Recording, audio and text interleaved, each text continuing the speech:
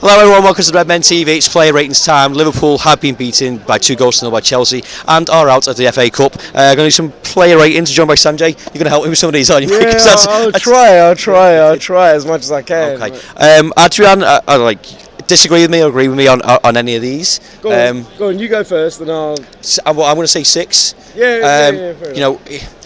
He makes some massive saves in that game. Initially, just before the goal, the one he tips onto the bar, which they give a goal kick for, which was sound, and the one-on-one that he has as well. But ultimately, we go behind in that game because I'm not entirely sure what he's trying to do with that ball.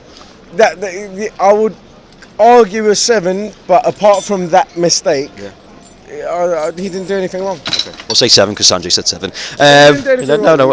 Right back, Neco Williams. I thought a really tough game for him. He was up against Pedro, who's an experienced world-class football player. Really tough to throw him into that. At the right back, 6. 6. Why do you think it's a bit high? I think you take into consideration of his age, the game that he's being put into, the fact that in the first half, if you watch what Giroud's doing, what Pedro's doing, they're kind of doubling up on him, and he's got to guess whether to go with Giroud while he's got someone around the back of him.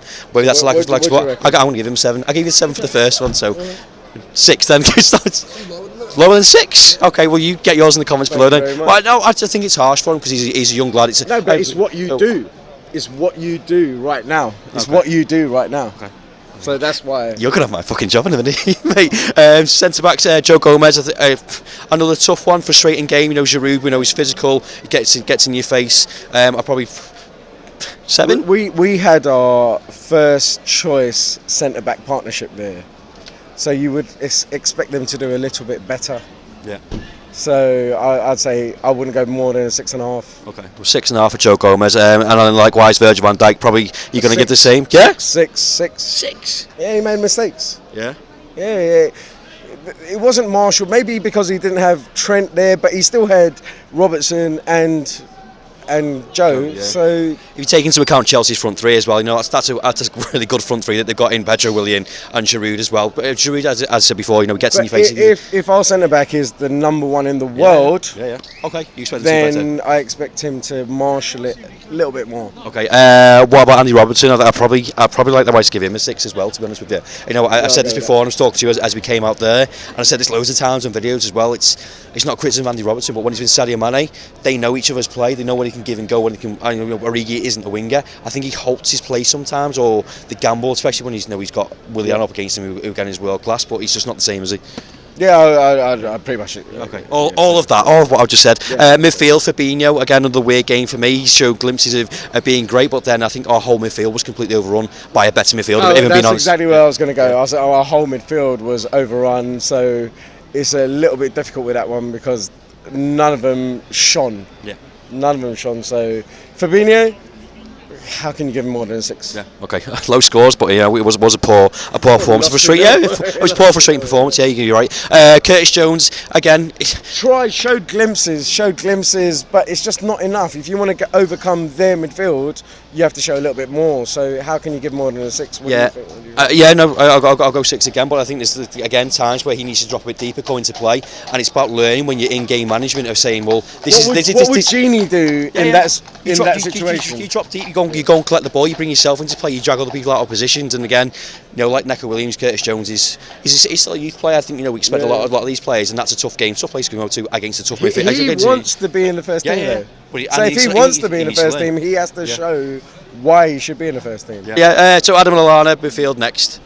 Adam Lallana.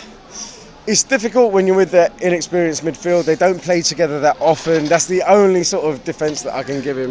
That's cohesion and rhythm that we talked about before, and you're throwing it into the game. And I think you see glimpses of Lallana of his pressing, his determination, his will to go and win the ball back. He wants to do it, but he's a struggle against that midfield. And he doesn't play with these people often, and he's against, like you say, a midfield which is quite strong, and they play together all the time. So it's going to be very difficult. Another 6.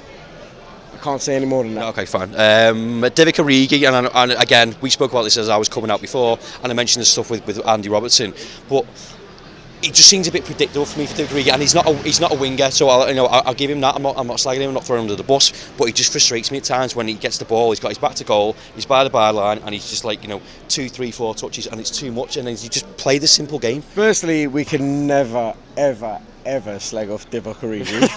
I wasn't. No, you weren't. No. But we never can for many reasons. Yeah. Newcastle, Barcelona, etc., etc. Everton. But how many times can you bypass that when he has a bad game? You said the same thing about Neco Williams before.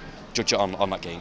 I wasn't slagging him off. But I would say Jerzy Dudek has got a get out of jail free card for the rest of his life because of what he did.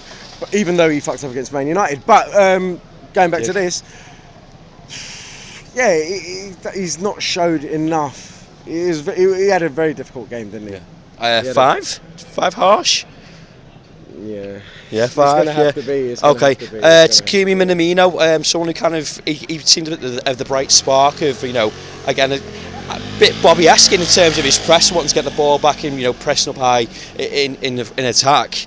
But nothing just seemed to come off for him, and again it comes to that frustration you mentioned before of not playing with the lads, learning what other people do and learning the system, stuff like that. Do you ever feel that he had a little bit not enough strength? At times, yeah. I thought Rudiger was brilliant, and Zuma. I thought they were excellent tonight. Yeah, but Sadio is a slight guy, but he's got so much strength. And Mo, to be fair, actually, Mo's got loads. He's got so much strength, whereas Takumi in our league. Well, look, you never know. He might turn it around and he might be amazing, but I thought he struggled today. Yeah. What we give Minamino? He's got to be a 5. Okay, 5, fair enough. And Sadio Mane, you've just mentioned there. I thought, again, I said the same thing about Divock Origi. I thought he struggled because Neco Williams was trying to play balls to him, and he's trying to do the Trent thing where he's trying to bend it around the corner and get the ball to him. But again, it was a bit more. I don't know if it was predictable or Chelsea were just really good at defending it because he seems cut out every time. He was dropping deep to come and get the ball. But every time he did get the ball, he's got 2-3 players around him, and you think, what can he do with that? And then again, the midfield stretch, he can't pass to anyone. The pass isn't on. He's trying to do it himself, and he just looked dead frustrated at the end of that. By the end of the game, he ran his socks off. Yeah. He ran his socks off. Maybe you need your mates there, mates being Bobby and Mo, to be able to show your full strength. Yeah. Because he tried and he tried and he tried, and there was. He found it very, especially on the right hand side. Yeah. He found it so difficult on the right hand side. Into the last 5-10 minutes after Mo comes on and Mane goes back out to the left, you see that link up play with Robertson and getting in behind. And straight away. It's too late. Straight away. Even when, and I'll just say very quickly, if we go back to the Man United 1-1 game the first game that we drew this season, when Mo was out, I think Sadio, they put Sadio on the right hand side. Yeah. And they put Divock with Robertson. I was thinking, if you've already got Mo out, why don't you put Sadio with Robertson? Yeah. And put the other one on the right hand side. Do you see what I mean? Yeah. Because they he likes inverted wings, though, doesn't he? So Origi cuts in on his left. So I'll give him a 6.5. Oh, 6.5. No, 6.5's fine. Yeah, we know 6.5. I don't think you can give anyone more than that tonight. Substitutes: Mo Salah, James Milner do together. Not enough time. Not enough time, and then equally Bobby Firmino. Then fine, fair enough. Liverpool are out the FA Cup, but it's all about the Premier League, isn't it, Sanjay? That's what we're going to win the league. Yeah, we're going to win the league. And now you're going to believe it. Yeah, it's going to be completely fine. It's frustrating because we all wanted to win that cup. That's the furthest we got under Jurgen Klopp. That's the most positive team he's ever put out in the FA Cup. So against a good Chelsea side, they were up for it. First, second ball 0-1. They frustrated Liverpool, and to be honest, we just didn't deserve it. So let me know your thoughts in the comments below. Give me your player ratings. Let me know if you agree with me and Sanjay, and give us your own, and we'll see you soon. Ta-ra.